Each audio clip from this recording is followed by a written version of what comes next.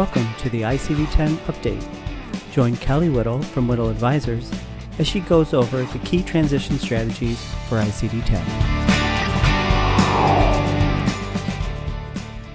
ICD-10 is a federal mandate requiring all HIPAA-covered entities to use the ICD-10 codes for capturing both diagnosis and procedure codes. As we prepare for the transition, there are several key components you should be preparing for.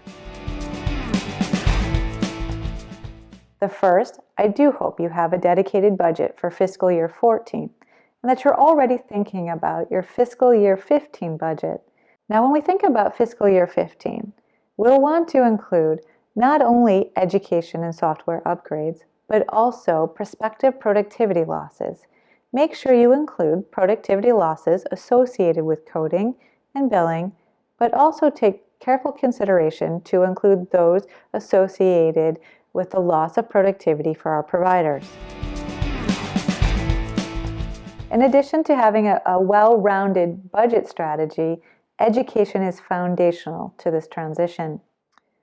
As we think about education, we'll want to include all impacted roles in our organization. I highly recommend that you identify and secure educational products that deal specifically with each role's impact due to the transition. Don't forget to include your patient access roles, those that bring your patients into the organization to begin their care will need to capture additional information in order for those claims to be paid appropriately. Now, once we have identified strategies for budget and education, you'll want to include a clear understanding of what your vendors and business partners are preparing in their organizations. Understand their strategies, their timelines, and any costs associated with the upgrades. Make sure to include your billing partners and clearinghouses. Then finally, as one of our key components to strategy, understand the impact to revenue cycle. Make sure that your registration staff or your scheduling software captures all of the information that's required to process patient claims. Think about revenue cycle all the way from the beginning, when you take patients into your organizations, when you're scheduling them from appointments, collecting copays, all the way through the end when bills are dropped and you're managing potential denials or disputed claims. Part of that process should include financial modeling.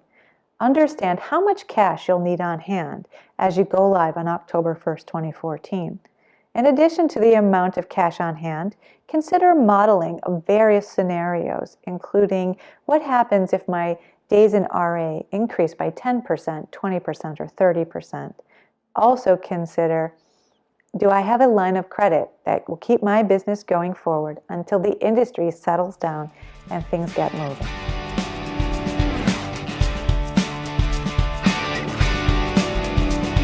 For additional guidance and support, I can be reached by completing the contact form on this website.